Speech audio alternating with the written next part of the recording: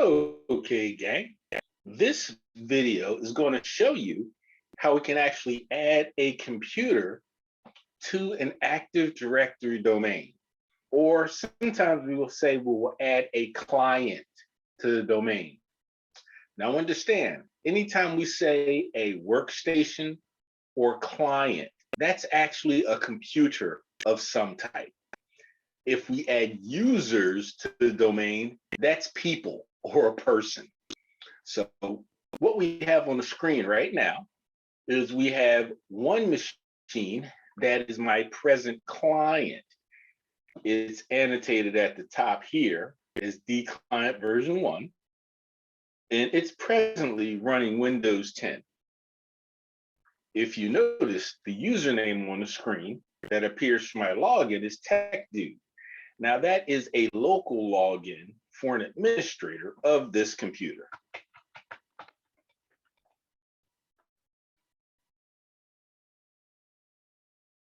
To make sure that the computer is able to be added to the domain, you should double check the computer's host name and also double check the computer's IP address. We need to make sure that it's on a network that can contact the domain controller. So let's go ahead and use the command line to check both of those features.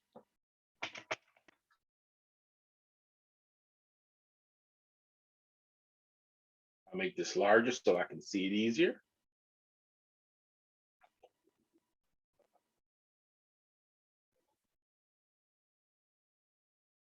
So first I'll try to do a host name.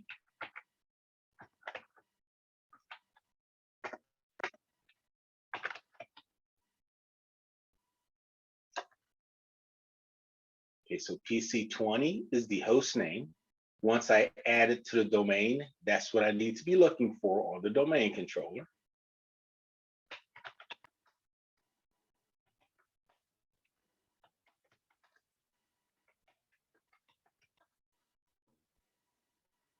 And now I know that the IP address is in the right range.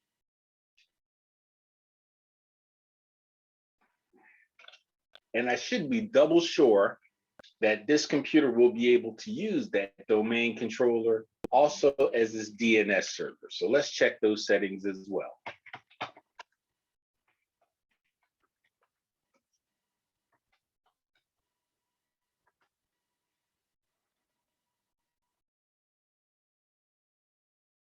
Okay, so I see the machine has an IP address that we can use on our network. And it's also using a DNS server that has the IP address of 10.10. Let's go ahead and check the domain controller to make sure that it has matching settings.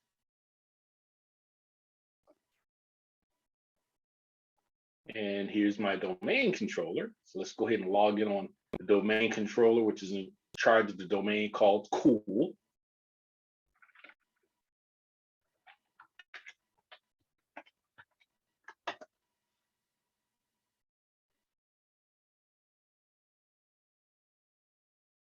Then I'm going to go to the option.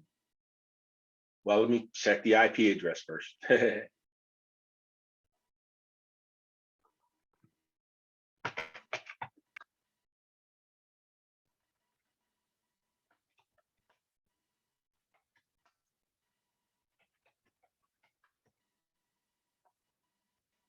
And we see its IP address is 10.10.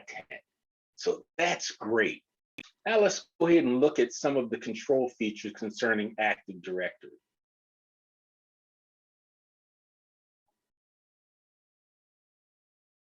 When we're dealing with users and computers, we should look in Active Directory, users and computers. We usually abbreviate it by saying ADUC.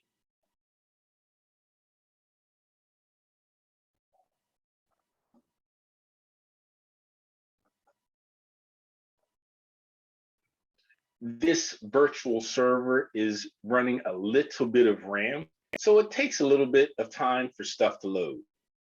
So we see that this domain controller is in charge of cool.com.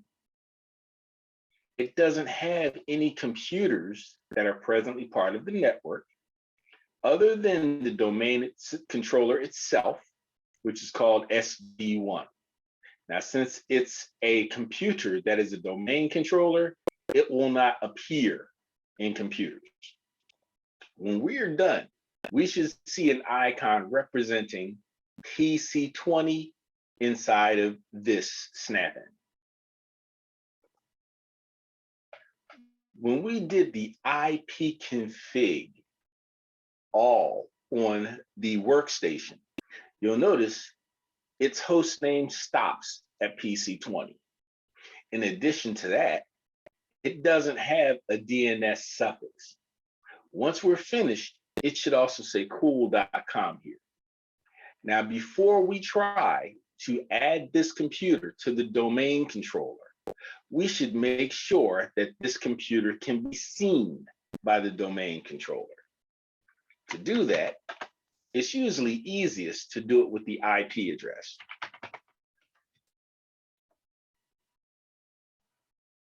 That's when you can execute a ping. So what we're going to do is we're going to ping from the domain controller to this computer to make sure we can find its IP address.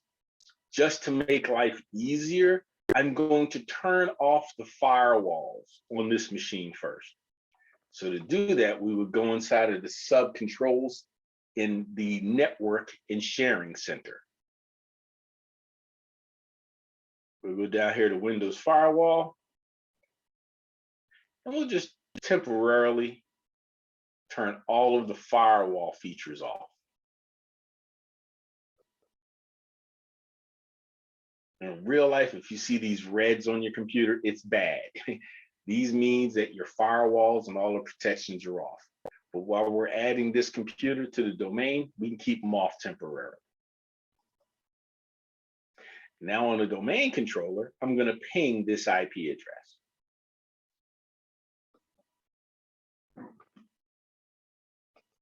Now on the domain controller, I'm going to ping that IP address that we saw.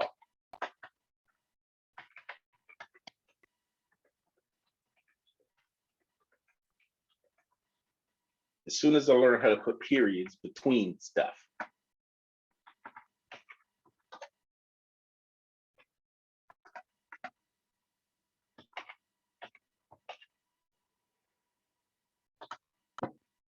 Bingo, backo, papa. We got positive replies back from that computer. So let's go ahead and add it to the domain.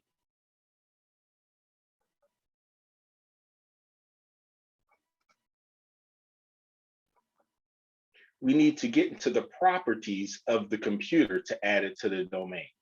You do that from this PC, the same place that you would use to rename the computer.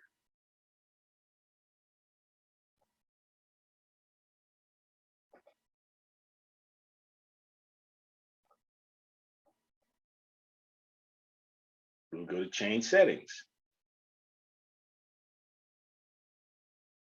And then we go to change again. Here's where you get to add it to a domain. So you put a dot in the radio button for the domain, and then you type in the domain name.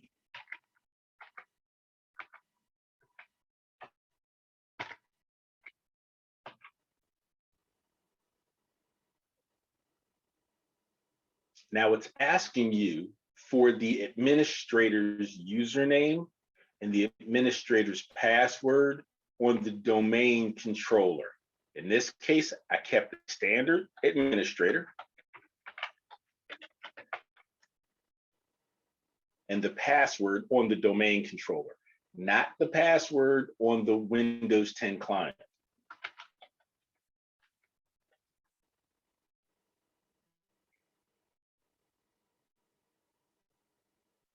Bingo, bango, popo. It now lets you know that this machine is part of the cool.com domain. Now, before it's actually part of the domain, you have to hit OKs, close, and restart a couple of times.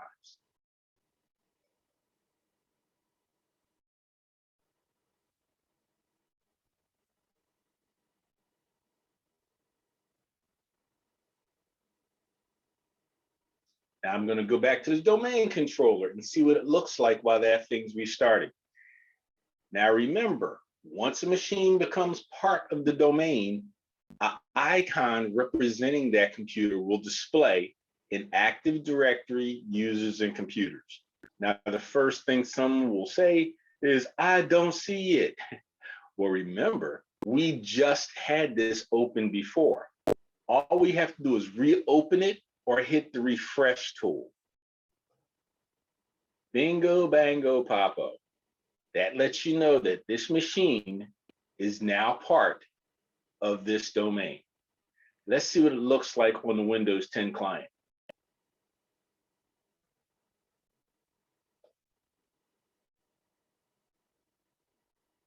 You notice now it still has that administrator's name because this was the last administrator that logged into the machine.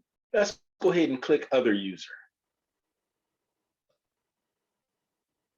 You notice now it's giving you an opportunity to sign in to cool.com. Well, we haven't created any users yet. That's on the next video. So, hey, we're actually able to see that this is part of cool.com.